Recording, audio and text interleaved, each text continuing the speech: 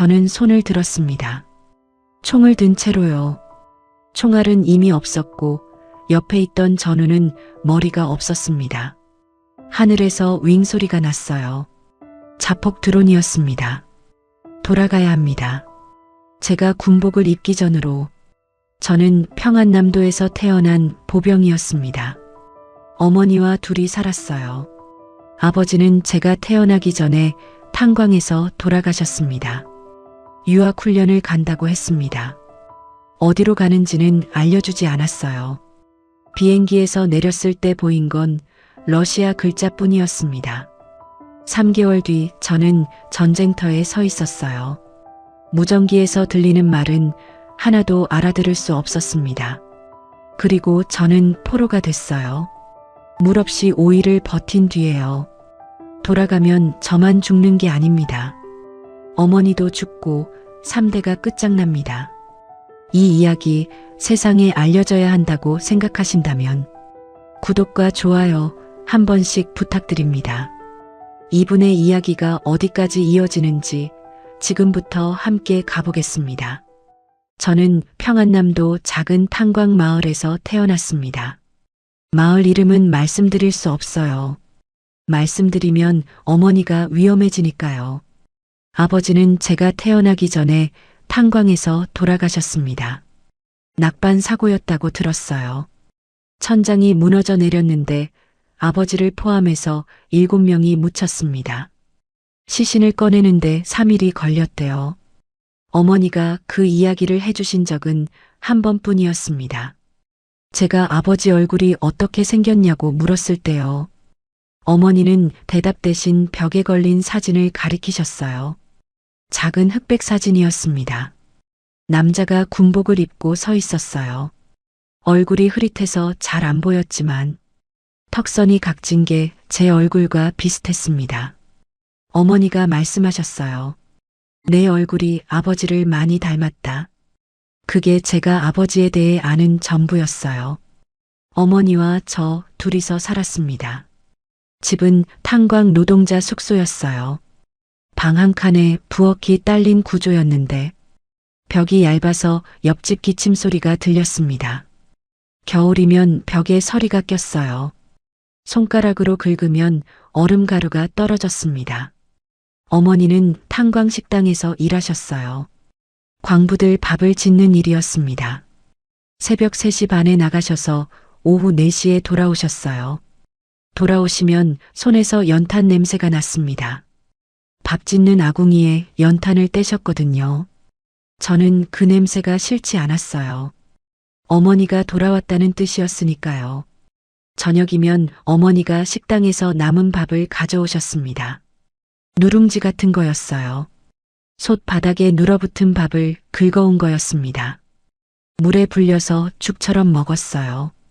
맛이 없었습니다. 하지만 배가 고프면 맛이 없어도 먹게 돼요. 배가 고프면 뭐든 먹게 됩니다. 그걸 저는 어릴 때부터 알고 있었어요. 학교는 마을에 하나 있었습니다. 걸어서 20분이었어요. 교실에 난로가 있었는데 연탄이 배급되는 날은 한 달에 열흘 정도였습니다. 나머지 20날은 교실이 얼었어요. 선생님이 코트를 입고 수업하셨습니다. 저는 공부보다 노래를 좋아했어요. 어머니가 일 나가시기 전에 부르시던 노래가 있었는데 가사는 기억나지 않습니다. 멜로디만 기억나요. 아주 느린 멜로디였어요. 슬프지도 않고 즐겁지도 않은 그냥 아침에 듣기 좋은 소리였습니다.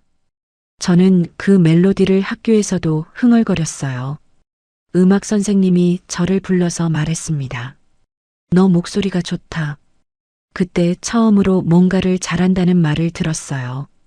선생님이 성악이라는 걸 알려주셨습니다. 배에서 소리를 올려서 부르는 거라고요. 저는 따라 해봤어요. 소리가 교실 천장에 부딪혀서 울렸습니다. 그 울림이 좋았어요. 제 목에서 나온 소리가 공간을 가득 채우는 느낌이었습니다. 그때부터 제 꿈이 생겼어요. 제대하면 음악을 배우겠다. 성악을 하겠다. 어머니에게 말했더니 어머니가 웃으셨어요. 그래, 그게 좋겠다.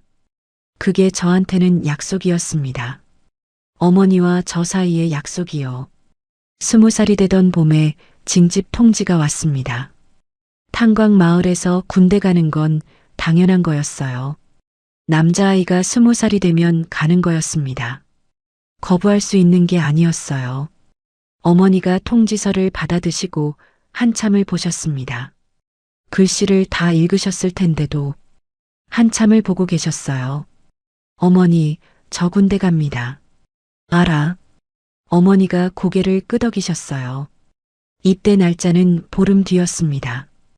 그 보름 동안 어머니는 평소보다 일찍 퇴근하셨어요. 식당에서 누룽지를 더 많이 긁어오셨습니다. 저한테 더 먹이려고요. 하루는 어머니가 주머니에서 뭔가를 꺼내셨어요. 작은 것이었습니다. 사탕이었어요. 하얀 종이에 쌓인 사탕 2알. 어디서 구하셨는지 모르겠어요. 우리 마을에서 사탕은 귀한 거였거든요. 하나는 지금 먹고 하나는 군대 가서 힘들 때 먹어. 저는 하나를 입에 넣었습니다. 달았어요. 혀끝에서 녹았습니다. 얼마 만에 먹어보는 단맛인지 기억이 안 나요. 나머지 하나는 주머니에 넣었습니다. 그 사탕을 저는 아직도 가지고 있어요. 먹지 않았습니다. 입대하는 날 아침이었어요. 트럭이 마을 입구에 왔습니다. 어머니가 따라 나오셨어요. 트럭 앞까지 오셨습니다. 저는 뒷칸에 올라탔어요. 이미 6명이 타고 있었습니다. 다들 저처럼 마른 얼굴이었어요. 어머니가 트럭 밑에서 올려다보셨습니다. 눈이 젖어 계셨어요. 하지만 우시지는 않았습니다. 어머니가 마지막에 한마디 하셨어요. 노래 잊지 마라. 그 한마디였습니다. 트럭이 출발했어요. 저는 뒤를 돌아봤습니다. 어머니가 서 계셨어요. 점점 작아지셨습니다. 마을의 연탄 연기 속으로 사라지셨어요. 그게 제가 어머니를 본 마지막이었습니다. 지금까지도요. 군대는 평안남도의 보병 부대였어요. 산 중턱에 자리 잡은 부대였습니다. 콘크리트 막사 5동과 훈련장이 전부였어요. 배치를 받고 첫날 밤에 같은 내무반을 쓰게 된 병사가 있었습니다. 동철이었어요. 동철이는 저보다 1살 아래였는데 키가 저보다 한 뼘은 더 컸습니다. 평양근교 출신이었어요. 아버지가 공장 간부였다고 했습니다. 첫날 밤에 동철이가 말을 걸었어요. 형, 여기 밥맛이 어때? 아직 안 먹어봤어. 나는 먹어봤는데 옥수수밥이야. 그래, 우리 집이랑 같네. 동철이가 웃었습니다. 웃는 게 시원시원했어요. 입이 크고 이가 하얘서 웃으면 어두운 내무반이 밝아지는 것 같았습니다. 그때부터 동철이와 저는 붙어 다녔어요. 훈련도 같이 받고 밥도 같이 먹었습니다. 밤에 잠이 안 오면 서로 고향 이야기를 했어요. 저는 어머니 이야기를 했고 동철이는 여자친구 이야기를 했습니다. 동철이에게는 약속한 여자가 있었거든요. 제대하면 결혼하기로 했다고요. 저는 제대하면 뭐 할 거냐고 물었습니다. 성악을 배우고 싶어? 동철이가 눈을 크게 떴어요. 성악? 형이. 진짜로. 진짜로. 한번 불러봐. 저는 어머니가 부르시던 그 멜로디를 불렀어요. 가사 없이 멜로디만요. 동철이가 조용히 듣다가 말했습니다. 형, 진짜 잘한다. 그게 군대에서 들은 첫 번째 칭찬이었어요. 저는 그날 밤 기분이 좋았습니다. 군대가 나쁘지 않을 수도 있겠다고 생각했어요. 군 생활이 1년쯤 지났을 때였습니다. 저와 동철이는 같은 중대에 배치되어 있었어요. 보병 훈련은 매일 같았습니다. 새벽 5시 기상, 구보, 사격 훈련, 정치 학습, 소등. 그 반복이 하루도 빠지지 않았어요. 사격 훈련 때 저는 성적이 좋은 편이었습니다. 손이 작아서 방아쇠를 당기기 쉬웠거든요. 동철이는 반대로 손이 커서 방아쇠가 좀 불편하다고 했어요. 하지만 동철이는 체력이 좋았습니다. 구보를 해도 저보다 한참 앞서갔어요. 저는 배가 고파서 힘이 없었거든요. 배급은 하루 세 끼였는데 아침은 옥수수죽, 점심은 옥수수밥에 된장국, 저녁은 다시 옥수수죽이었어요. 고기는 한 달에 한 번 명절 때만 나왔습니다. 돼지고기 2점이었어요. 그 2점을 씹을 때면 입안에서 기름이 퍼지면서 온몸에 힘이 돌아오는 느낌이 들었습니다. 한 달 동안 그 2점의 기억으로 버텼어요. 어느 날 정치학습 시간에 이상한 이야기가 나왔습니다. 정치지도원이 말했어요. 우리 군대의 우수한 전투 역량을 세계에 알릴 특별한 기회가 올 수 있다. 무슨 뜻인지 아무도 몰랐어요. 그냥 늘 하는 정치학습의 한 줄이려니 생각했습니다. 그 무렵 부대 분위기가 미묘하게 달라지기 시작했어요. 훈련 강도가 올라갔습니다. 구보거리가 5km에서 10km로 늘었어요. 사격 훈련도 주 3회에서 매일로 바뀌었습니다. 야간 기동 훈련이 추가됐어요. 밤에 산을 오르내리면서 참호를 파는 훈련이었습니다. 땅이 얼어 있어서 삽이 안 들어갔어요. 손에 물집이 잡혔다가 터졌습니다. 터진 자리에 또 물집이 잡혔어요. 동철이가 밤에 말했습니다. 형, 뭔가 이상하지 않아? 뭐가? 훈련이 갑자기 너무 세졌잖아. 뭔가 있는 거 아니야. 저는 그때 대수롭지 않게 생각했어요. 상부에서 시키면 하는 거지 뭐. 그렇게 넘겼습니다. 하지만 동철이의 직감이 맞았어요. 2주 뒤에 중대장이 전체 집합을 걸었습니다. 저녁 식사 직후였어요. 전원 연병장에 정렬했습니다. 중대장이 말했어요. 우리 중대에서 특별 유학훈련 대상자를 선발한다. 해외에서 훈련을 받고 돌아오는 임무다. 기간은 6개월이다. 유학훈련, 해외, 6개월. 그 세 단어가 연병장에 울렸습니다. 아무도 말을 하지 않았어요. 중대장이 이어서 말했습니다. 선발된 인원은 내일 아침까지 개인 장구를 정리하라. 출발은 모레다. 질문은 받지 않는다. 선발 명단이 불렸습니다. 제 이름이 불렸어요. 동철이 이름도 불렸습니다. 저는 동철이를 봤어요. 동철이도 저를 봤습니다. 동철이의 얼굴이 하얗게 변해 있었어요. 그 밤 내무반에서 동철이가 속삭였습니다. 형, 유학훈련이 뭐야? 모르겠어. 어디로 가는 거야? 모르겠어. 동철이가 말했습니다. 형, 나 무서워. 저도 무서웠어요. 하지만 말하지 않았습니다. 동철이한테 무섭다고 하면 동철이가 더 무서워할 테니까요. 괜찮아. 같이 가니까 괜찮아. 제가 할 수 있는 말은 그것뿐이었습니다. 출발 당일이었습니다. 트럭 3대가 부대 앞에 섰어요. 선발된 인원은 우리 중대에서 28명이었습니다. 다른 중대에서도 비슷한 수가 선발됐어요. 전부 합치면 100명이 넘었습니다. 트럭에 올라타기 전에 한 가지 지시가 있었어요. 휴대폰 소지자는 전부 반납하라. 저는 휴대폰이 없었습니다. 가진 적이 없었어요. 동철이도 없었고요.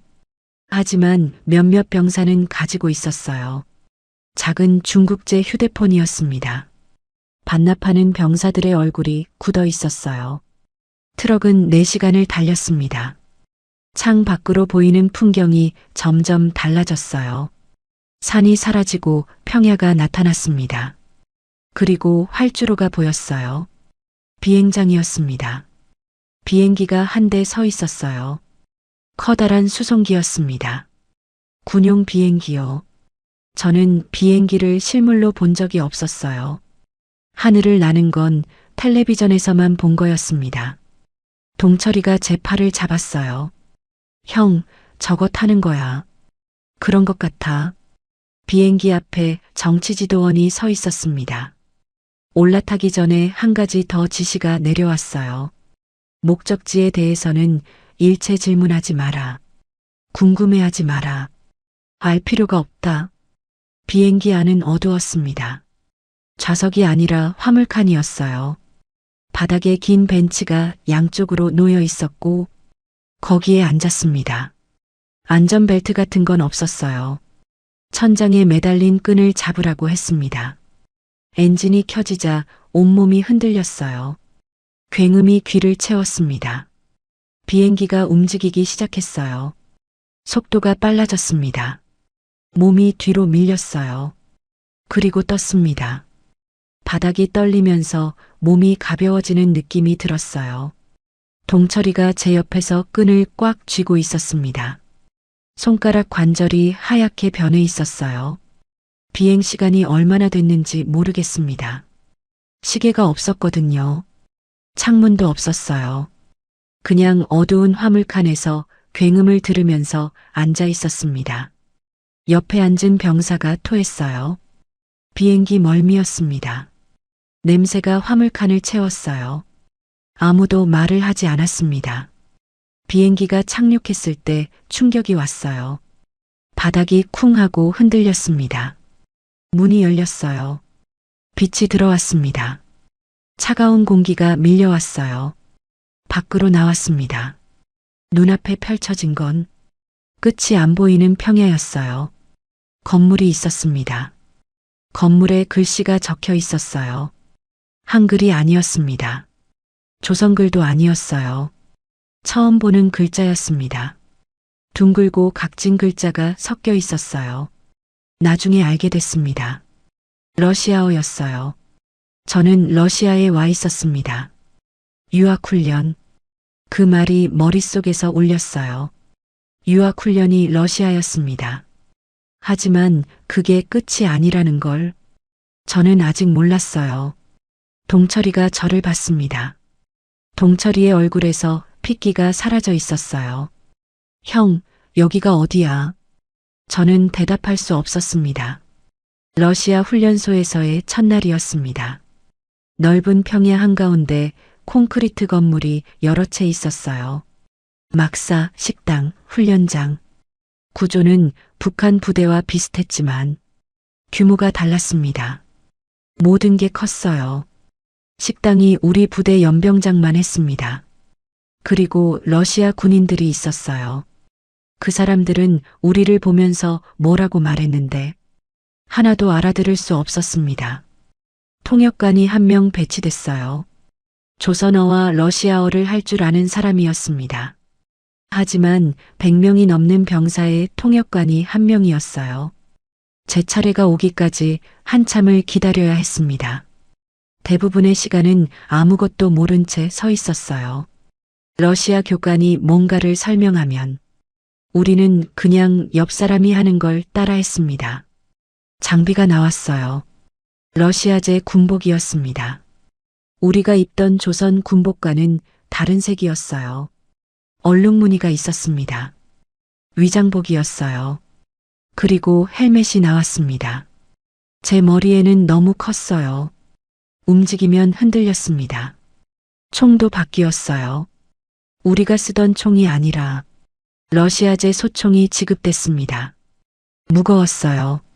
조준경도 달려 있었는데 사용법을 제대로 배우지 못했습니다.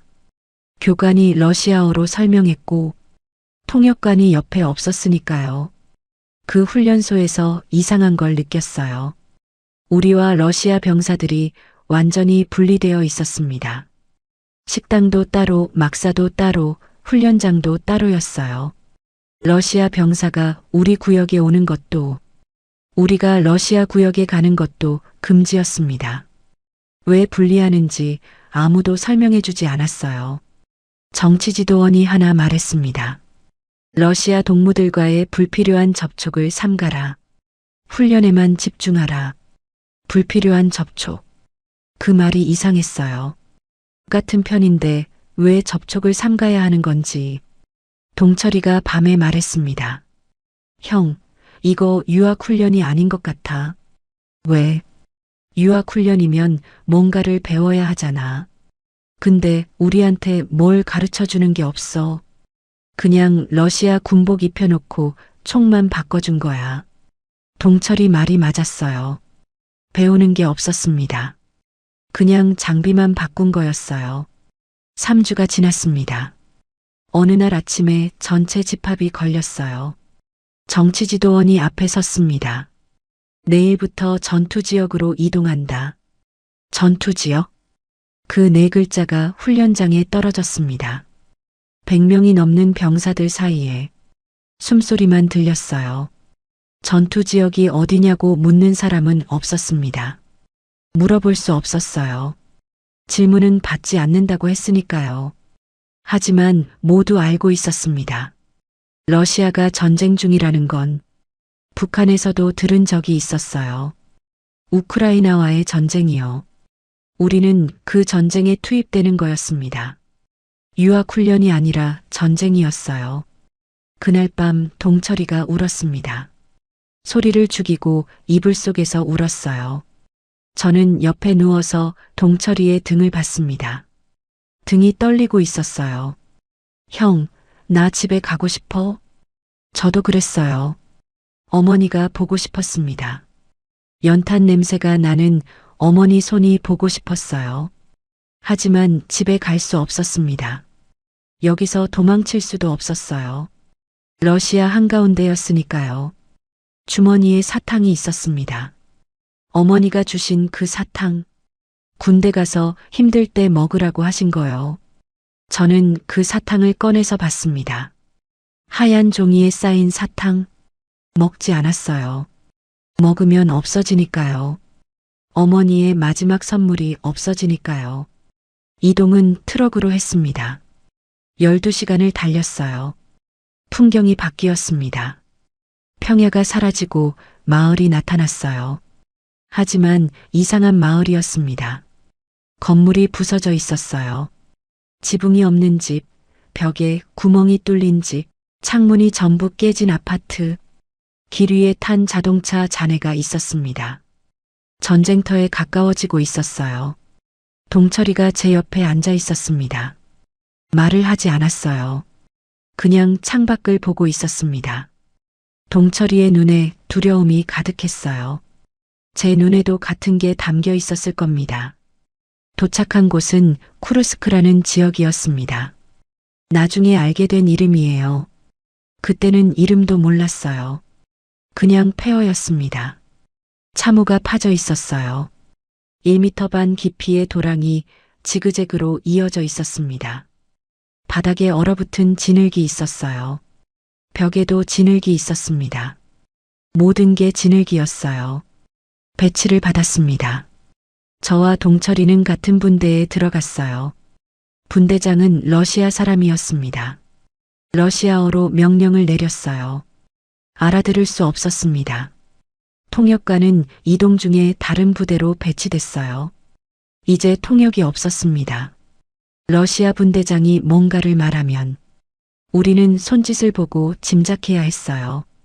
총을 가리키면 사격 준비, 앞을 가리키면 전진, 뒤를 가리키면 후퇴. 그게 전부였습니다. 첫날 밤에 포격이 시작됐어요. 멀리서 쿵 하는 소리가 났습니다. 2초 뒤에 땅이 흔들렸어요. 참호 벽에서 흙이 쏟아졌습니다. 또 쿵, 더 가까웠어요. 파편이 참호 위로 날아왔습니다. 쇳소리가 공기를 갈랐어요. 저는 참호 바닥에 엎드렸습니다. 헬멧을 손으로 눌렀어요. 너무 커서 벗겨질까 봐요. 동철이도 옆에 엎드려 있었습니다. 동철이가 제 팔을 잡고 있었어요. 세게 잡고 있었습니다. 손가락이 팔에 파고들었어요. 아팠지만 놓으라고 하지 않았습니다. 동철이도 무서웠으니까요. 포격이 30분 동안 계속됐어요. 세어보지는 못했지만 최소한 20발은 넘었을 겁니다. 참호 밖에 땅이 뒤집혔어요. 흙과 콘크리트 조각이 하늘로 올라갔다가 내려왔습니다. 그 와중에 비명이 들렸어요. 러시아어로 소리 지르는 거였습니다. 누군가가 다친 것 같았어요. 하지만 나갈 수 없었습니다. 폭격이 멈추기 전에는 참호 밖으로 나갈 수 없었어요. 폭격이 멈춘 건 30분 뒤였습니다. 조용해졌어요. 하지만 그 조용함이 더 무서웠습니다. 다음 폭격이 언제 올지 모르니까요. 저는 그날 밤 참호 바닥에서 잠을 잤어요. 아니, 잤다고 할 수 없었습니다. 그냥 눈을 감고 있었어요. 눈을 감아도 폭격 소리가 머릿속에서 울렸습니다. 쿵, 쿵, 쿵. 그게 첫날 밤이었어요. 전쟁의 첫날 밤이었습니다. 전투가 시작된 건 3일째였습니다. 새벽 5시에 명령이 떨어졌어요. 러시아 분대장이 앞을 가리켰습니다. 전진이었어요. 참호를 나서는 순간 세상이 달라졌습니다. 소리가 먼저 왔어요. 총소리, 따따따따따. 자동화기 소리가 사방에서 울렸습니다. 어디서 오는 건지 알 수 없었어요. 앞에서도 옆에서도 뒤에서도 소리가 났어요. 저는 뛰었습니다. 앞에 있는 러시아 병사를 따라 뛰었어요. 발밑에 얼어붙은 진흙이 있었습니다. 미끄러졌어요. 넘어졌습니다. 총을 놓칠 뻔했어요. 다시 잡고 일어나서 뛰었습니다. 옆에서 뭔가가 폭발했어요. 흙이 솟아올랐습니다. 흙 속에 돌이 섞여 있었어요. 돌 하나가 제 왼쪽 팔에 부딪혔습니다. 아팠어요. 하지만 멈출 수 없었습니다. 멈추면 죽으니까요. 동철이가 뒤에서 따라오고 있었습니다. 뒤를 돌아보면 안 됐지만 돌아봤어요. 동철이가 뛰고 있었습니다. 헬멧이 너무 커서 한 손으로 누르면서 뛰고 있었어요. 앞에서 러시아 병사 하나가 쓰러졌습니다. 쓰러지면서 소리를 질렀어요. 러시아어였습니다. 무슨 말인지 몰랐어요. 하지만 고통이라는 건 말이 통하지 않아도 알 수 있었습니다. 저는 그 옆을 지나쳐 뛰었어요. 멈출 수 없었습니다. 멈추면 저도 쓰러지니까요. 건물 잔해 뒤에 도착했어요. 콘크리트 벽이 반쯤 남아있는 건물이었습니다. 그 뒤에 숨었어요. 숨을 몰아쉬었습니다. 심장이 목구멍까지 올라온 것 같았어요. 동철이가 30초 뒤에 도착했습니다. 동철이도 숨을 몰아쉬었어요. 우리는 서로를 봤습니다. 살아있었어요. 둘 다 살아있었습니다. 그때 하늘에서 소리가 났어요. 윙 하는 소리였습니다. 작은 소리였어요. 벌레 소리 같았습니다. 하지만 벌레가 아니었어요. 드론이었습니다. 자폭 드론이라는 걸 나중에 알았어요. 그 드론이 하늘에서 내려왔습니다. 아주 빠르게요. 건물 잔해 바로 옆에 떨어졌어요. 폭발이 일어났습니다. 공기가 밀려왔어요. 몸이 벽에 부딪혔습니다. 귀가 먹먹해졌어요. 아무 소리도 들리지 않았습니다. 눈앞이 하얘졌어요. 1초, 2초, 3초, 소리가 돌아왔습니다. 비명이 들렸어요. 옆을 봤습니다. 러시아 병사 한 명이 쓰러져 있었어요. 움직이지 않았습니다. 그 병사의 얼굴을 봤습니다. 얼굴이 없었어요. 드론 파편에 날아간 거였습니다. 하지만 가슴이 움직이고 있었어요. 심장이 아직 뛰고 있었습니다. 얼굴이 없는데 심장은 뛰고 있었어요. 저는 그 모습을 보면서 위장에서 뭔가가 올라오는 걸 느꼈습니다. 토했어요. 참호 바닥에 토했습니다. 옥수수죽밖에 안 먹었으니 나온 건 노란 물뿐이었어요. 동철이가 제 등을 잡아줬습니다. 형, 괜찮아. 괜찮아. 괜찮지 않았어요. 전혀 괜찮지 않았습니다. 여기까지 들으셨다면 구독과 좋아요 한 번씩 부탁드립니다. 아직 이야기의 절반도 안 됐습니다. 전투는 매일 계속됐어요. 하루에 2~3번 교전이 있었습니다. 교전이 없는 시간에는 폭격이 왔어요. 폭격이 없는 시간에는 드론이 왔습니다. 드론이 없는 시간에는 다음에 뭐가 올지 모르는 공포가 왔어요. 쉬는 시간이 없었습니다. 잠도 제대로 못 잤어요. 눈을 감으면 드론 소리가 들렸거든요. 윙 하는 그 소리. 진짜 소리인지 머릿속 소리인지 구분이 안 됐습니다. 눈을 뜨면 어둠이었어요. 참호의 어둠. 흙냄새와 화약 냄새가 섞인 어둠이었습니다. 식량이 부족했어요. 전투 식량이 배급됐는데 러시아제 전투 식량이었습니다. 안에 뭐가 들어있는지 글씨를 읽을 수 없었어요. 뜯어서 냄새를 맡고 먹었습니다. 통조림 같은 거였어요. 고기인 것 같았습니다. 맛은 짰어요. 물이 부족했거든요. 물통에 물이 떨어지면 다음 보급이 올 때까지 23일을 기다려야 했습니다. 보급이 안 오는 날도 있었어요.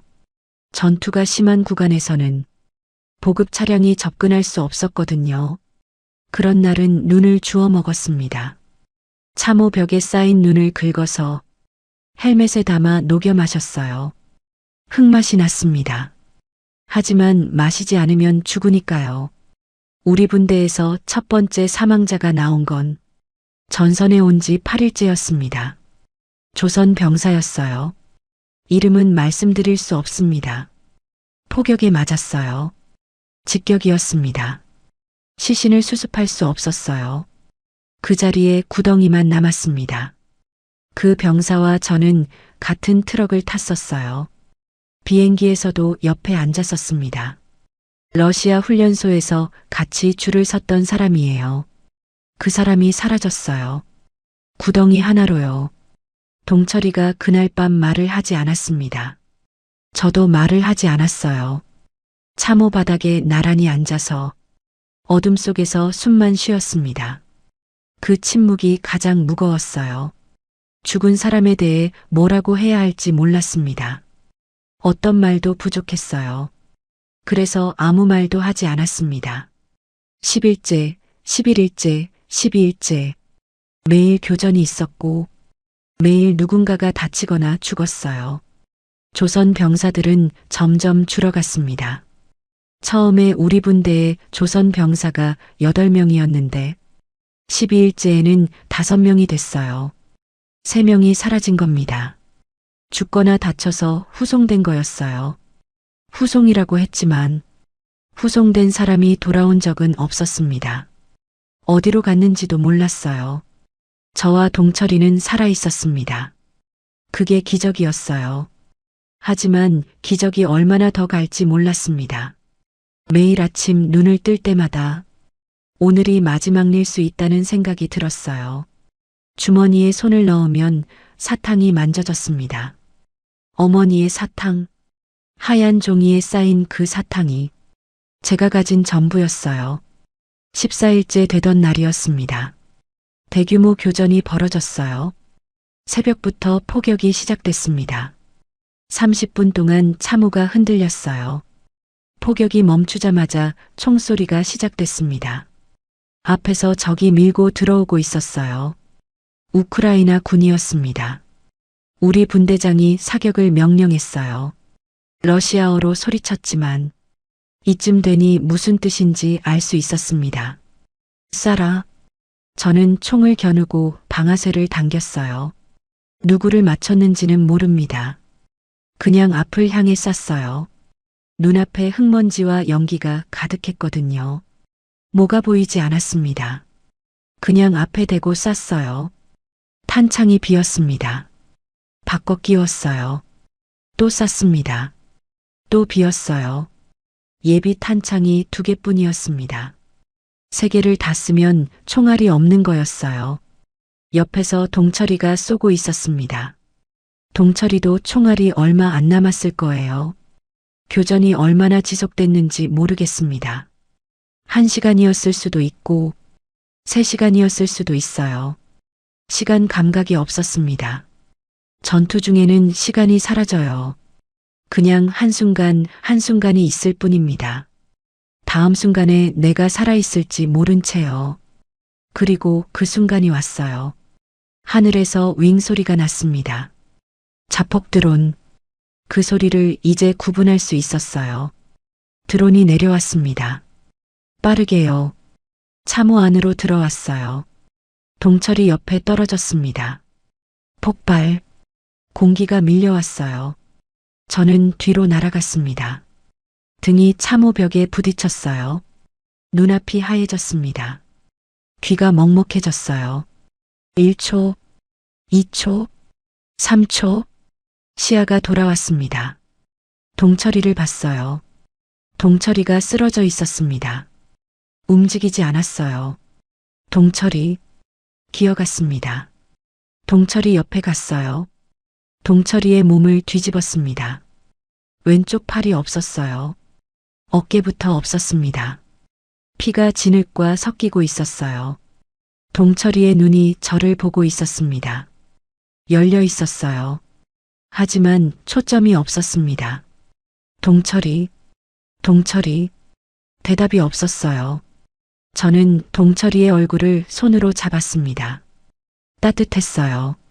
아직 따뜻했습니다. 하지만 숨이 없었어요. 가슴이 움직이지 않았습니다. 동철이가 죽었어요. 제 옆에서, 제 바로 옆에서요. 저는 동철이를 안고 소리를 질렀습니다. 무슨 소리를 질렀는지 기억나지 않아요. 그냥 소리를 질렀습니다. 포격 소리보다, 총소리보다, 드론 소리보다 더 큰 소리를 질렀어요. 하지만 아무 소용 없었습니다. 동철이는 돌아오지 않았어요. 형, 나 무서워. 그 말이 귓속에서 울렸습니다. 괜찮아. 같이 가니까 괜찮아. 제가 했던 그 말이요. 같이 갔는데 괜찮지 않았어요. 전혀 괜찮지 않았습니다. 동철이가 죽은 뒤로 저는 말을 하지 않았습니다. 하루 종일 한마디도 하지 않았어요. 말을 할 상대가 없었거든요. 러시아 병사들은 러시아어를 했고 조선 병사들은 하나둘 사라지고 있었습니다. 저와 같은 참호에 남은 조선 병사는 3명이었어요. 저를 포함해서 4명, 100명이 넘게 왔던 사람들 중에 제 눈에 보이는 건 4명뿐이었습니다. 나머지는 다른 구간에 배치됐거나 죽었거나 다쳐서 어디론가 사라진 거였어요. 전투는 계속됐습니다. 17일째에 우리 참호가 포위당했어요. 앞에서 적이 밀고 왔고 옆에서도 압박이 왔습니다. 뒤로 빠져야 했는데 후퇴 명령이 내려오지 않았어요. 무전기가 고장났는지 아니면 명령을 내릴 사람이 없는 건지 몰랐습니다. 러시아 분대장도 없어졌어요. 후퇴한 건지 전사한 건지 알 수 없었습니다. 저와 조선 병사 3명은 참호를 버리고 뒤쪽에 있는 무너진 건물로 이동했어요. 그 건물이 유일한 엄폐물이었거든요. 콘크리트 건물이 반쯤 무너져 있었습니다. 1층은 잔해로 가득했고 2층은 바닥 절반이 날아간 상태였어요. 벽은 그나마 남아 있었습니다. 총알을 막아줄 정도는 됐어요. 거기에 숨었습니다. 4명이서 무너진 건물에 숨었어요. 식량이 없었습니다. 전투 식량을 참호에 두고 왔거든요. 물도 없었어요. 물통이 비어 있었습니다. 눈을 찾았지만 건물 안에는 눈이 없었어요. 밖에 나가면 총에 맞을 수 있었습니다.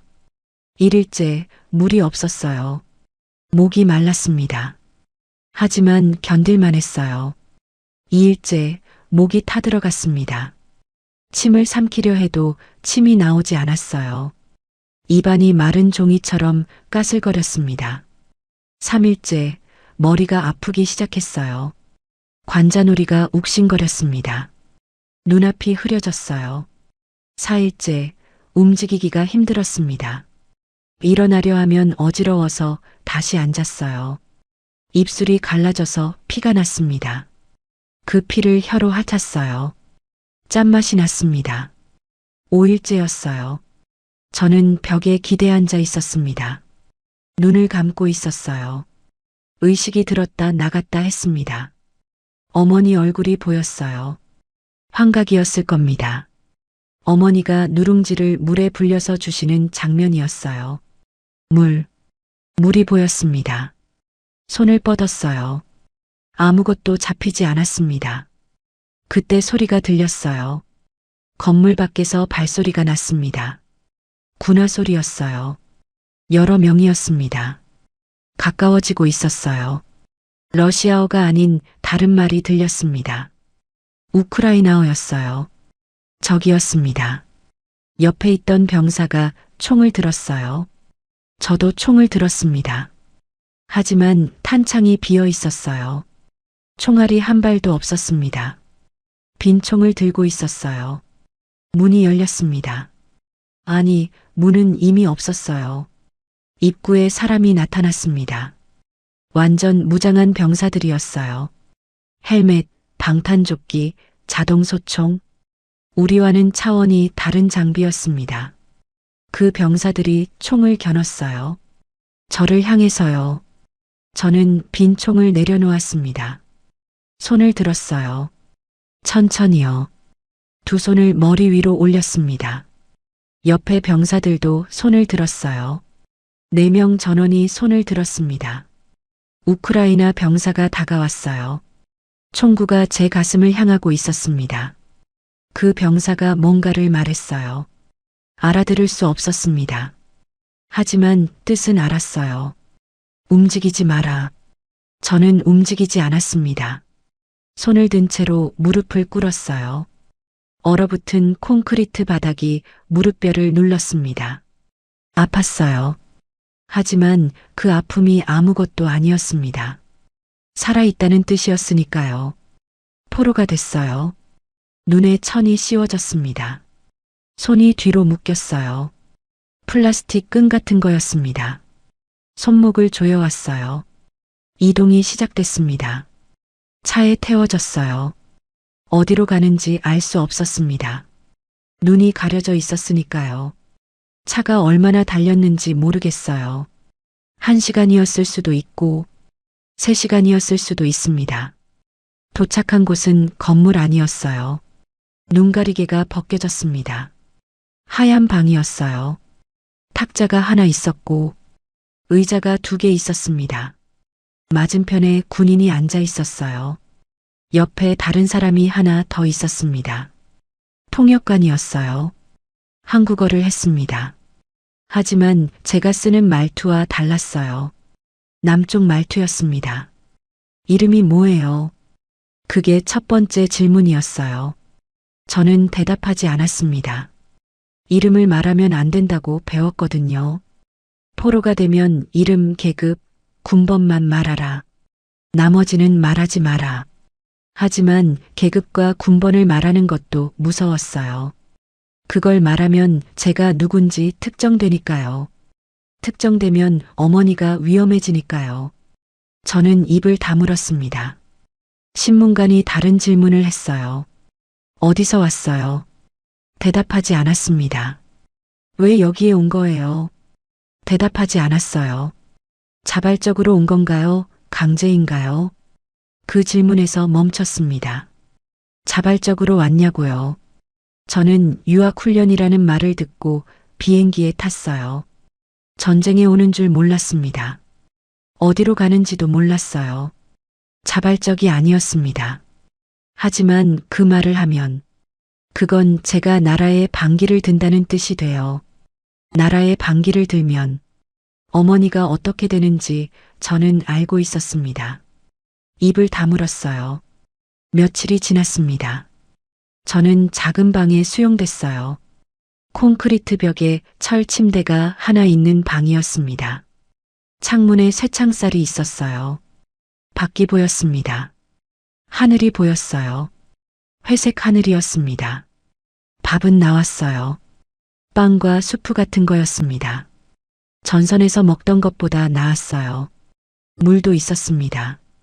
5일 만에 물을 마셨을 때 목구멍으로 넘어가는 물의 감촉이 온몸을 타고 내려갔어요.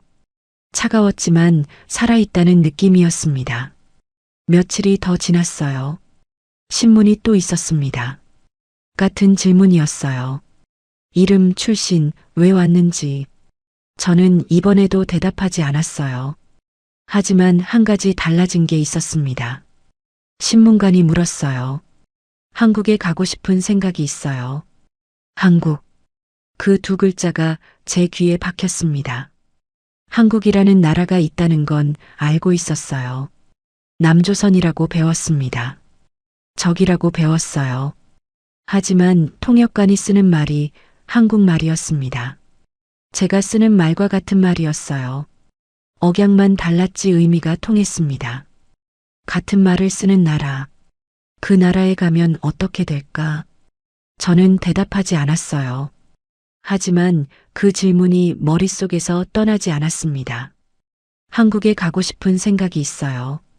그 밤 철 침대에 누워서 쇠창살 너머의 하늘을 봤습니다. 별이 보였어요. 전선에서는 별을 볼 여유가 없었거든요. 별을 보면서 동철이를 떠올렸습니다. 형, 진짜 잘한다.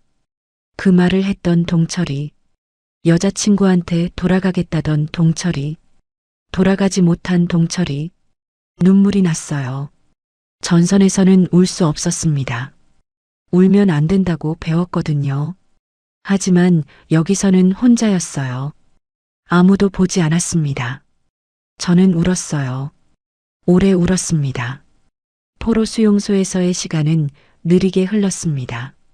매일이 같았어요. 아침에 빵과 수프가 나오고, 낮에는 방에 있고, 저녁에 또 빵과 수프가 나왔습니다. 신문은 며칠에 한 번씩 있었어요.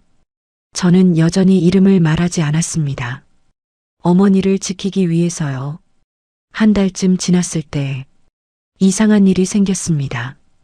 간수가 저한테 뭔가를 가져왔어요. 봉투였습니다. 봉투 안에 종이가 들어 있었어요. 편지였습니다. 한국어로 쓰여 있었어요. 남쪽 말투였지만 제가 읽을 수 있는 글이었습니다. 편지의 내용은 이랬어요. 저는 북한에서 온 사람입니다. 지금은 한국에서 살고 있습니다. 당신이 두렵고 외로운 것을 알고 있습니다. 저도 그랬으니까요. 당신은 혼자가 아닙니다. 한국에는 당신을 기다리는 사람들이 있습니다. 힘내세요. 손이 떨렸어요. 편지를 들고 있는 손이 떨렸습니다. 이 편지를 쓴 사람은 저와 같은 곳에서 온 사람이었어요. 북한에서 태어나서 한국으로 간 사람. 탈북민이라고 하더라고요. 그 사람이 저한테 편지를 보낸 거였습니다. 저는 그 편지를 3번 읽었어요. 한 글자 한 글자 천천히요. 3번째 읽을 때 울었습니다. 당신은 혼자가 아닙니다. 그 한 줄이요.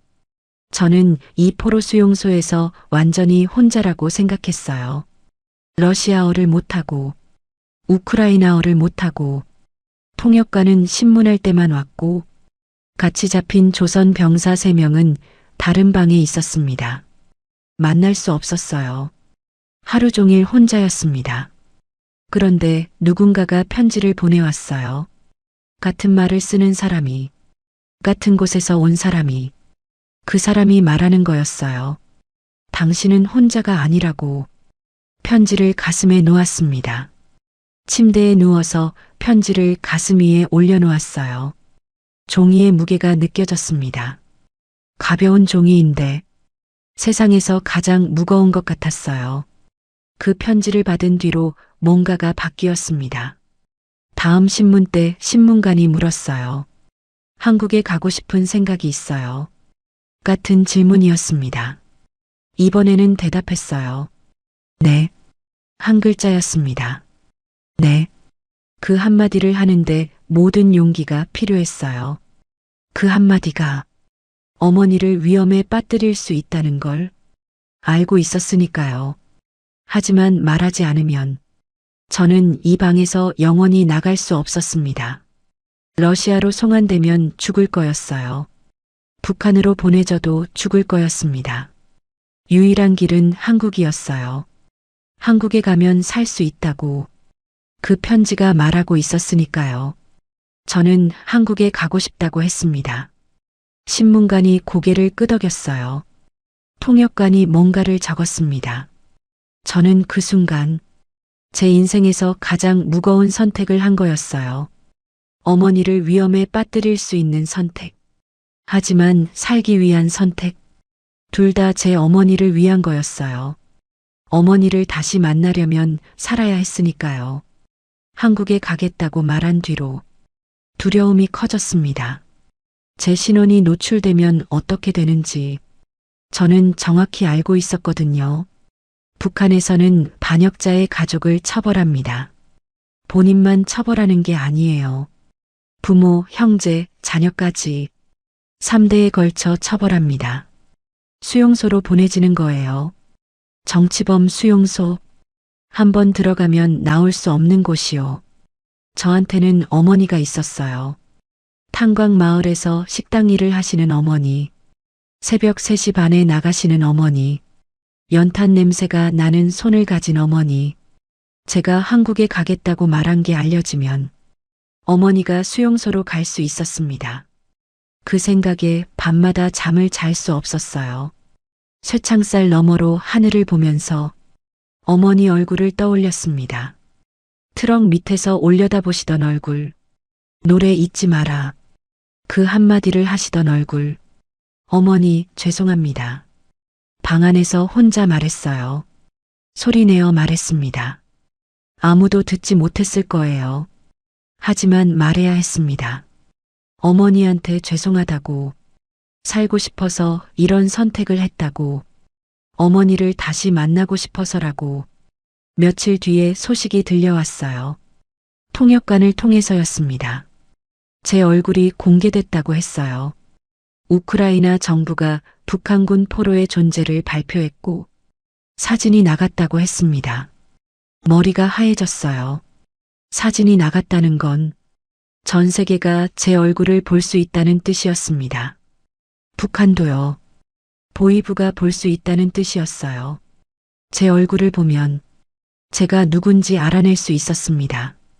제가 누군지 알아내면 어머니를 찾아낼 수 있었어요. 어머니가 위험해진 거였습니다. 저는 벽을 쳤어요. 주먹으로 콘크리트 벽을 쳤습니다. 피가 났어요. 손등이 찢어졌습니다. 아픈 건 느끼지 못했어요. 어머니 생각뿐이었습니다. 어머니가 지금 어떻게 되고 있을지, 보이부가 마을에 찾아갔을지, 어머니를 데려갔을지 아무것도 알 수 없었어요. 연락할 방법이 없었습니다. 전화도 편지도 안 되는 거였어요. 북한에 있는 사람에게 연락하는 건 불가능했습니다. 저는 방 안에서 벽을 보고 앉아 있었어요. 하루 종일, 이틀 동안 밥도 먹지 않았습니다. 수프가 식어갈 때까지 쳐다보기만 했어요. 사흘째 되는 날, 편지를 다시 꺼냈습니다. 탈북민이 보낸 그 편지. 당신은 혼자가 아닙니다. 그 문장을 다시 읽었어요. 그리고 아래쪽에 있는 문장도 읽었습니다. 한국에는 당신을 기다리는 사람들이 있습니다. 기다리는 사람들. 어머니도 저를 기다리고 계실까요? 저도 어머니를 기다리고 있었어요. 살아있어야 기다릴 수 있었습니다. 살아있어야 만날 수 있었어요. 저는 수프를 먹었습니다. 차가워진 수프를 숟가락을 들고 한 숟가락씩 떠먹었어요. 삼키기가 힘들었습니다. 목이 조여드는 것 같았어요. 하지만 먹었습니다. 살기 위해서요. 포로 수용소에서 두 번째 편지가 왔습니다. 이번에는 여러 명이 보낸 편지였어요. 한국에 사는 탈북민들이 보낸 거였습니다. 편지마다 다른 사연이 적혀 있었어요. 두만강을 건너서 온 사람, 중국을 거쳐 태국을 거쳐 한국에 도착한 사람, 군대에서 탈영해서 온 사람, 다들 저와 비슷한 사람들이었어요. 북한에서 태어나서 목숨을 걸고 떠난 사람들. 그 사람들이 지금 한국에서 살고 있다는 거였습니다. 일하고 있고, 밥을 먹고 있고, 가족을 만들고 있고, 노래를 부르고 있다고요. 노래. 그 단어에서 멈췄습니다. 성악을 하고 싶었던 꿈이 떠올랐어요. 제대하면 음악을 배우겠다던 그 꿈. 어머니와의 약속. 한국에 가면 노래를 배울 수 있을까? 그런 생각이 들었습니다. 처음으로 미래를 생각한 거였어요. 전선에서는 미래가 없었습니다. 다음 순간에 죽을 수 있었으니까요. 포로 수용소에서도 미래가 없었어요. 어디로 갈지 모르는 상태였으니까요. 하지만 편지를 읽으면서 처음으로 내일 이후의 삶을 상상했습니다. 한국이라는 곳에서 노래를 부르는 저를 상상했어요.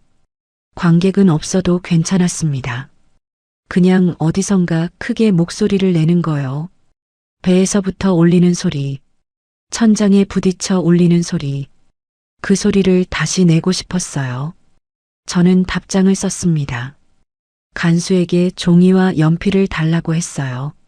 처음에는 안 줬습니다. 며칠을 더 요청했어요. 결국 종이 한 장과 연필 한 자루를 받았습니다. 연필을 잡았어요. 손이 떨렸습니다. 글씨를 쓰는 게 오래간만이었거든요. 전선에서는 글씨를 쓸 일이 없었으니까요. 천천히 적었어요. 한 글자씩. 편지를 보내주셔서 감사합니다. 저는 한국에 가고 싶습니다. 한국에 가면 노래를 배우고 싶습니다. 한국에서 만날 그날까지 살아있겠습니다. 그게 제가 쓴 첫 번째 답장이었어요. 손끝에서 연필이 종이를 누르는 감촉이 따뜻하게 느껴졌습니다. 오랜만에 느끼는 따뜻함이었어요. 편지를 다 쓴 뒤에 종이를 접어서 가슴에 대봤습니다. 어머니한테 보내는 편지도 쓰고 싶었어요. 하지만 그건 보낼 수 없었습니다. 보내면 어머니가 위험해지니까요. 대신 머릿속으로 썼어요. 어머니, 저 살아있어요. 전쟁에 갔었어요. 지금은 포로예요. 근데 살아있어요. 한국이라는 데 가려고 해요. 거기 가면 노래를 배울 거예요. 어머니가 좋아하시던 그 노래 있잖아요. 그 노래를 제대로 배워서 부를 거예요. 기다려주세요. 어머니, 제발 기다려주세요. 시간이 흘렀습니다. 얼마나 흘렀는지 정확히 모르겠어요. 포로 수용소에서는 날짜 감각이 사라지거든요. 창문 밖의 하늘이 회색이었다가 파란색이 됐다가 다시 회색이 되는 걸 보면서 계절이 바뀌고 있다는 걸 알았습니다. 송한 이야기가 나왔어요. 러시아와 우크라이나가 포로를 교환한다는 소식이었습니다. 통역관이 와서 말했어요. 러시아 측 송환 명단에 당신 이름이 있다고. 심장이 멈추는 것 같았어요. 러시아로 송환되면 러시아가 저를 북한에 보낼 거였습니다. 북한에 돌아가면 죽습니다. 포로가 된 것 자체가 반역이에요. 한국에 가겠다고 말한 것까지 알려지면 3대가 끝장나는 거였습니다. 저만 죽는 게 아니에요. 어머니도요. 어머니의 형제까지요. 저는 통역관에게 말했습니다. 저를 러시아로 보내지 마세요. 보내면 죽습니다. 제발이요. 통역관이 뭔가를 적었어요. 신문관에게 전달하겠다고 했습니다. 그날 밤 잠을 잘 수 없었어요.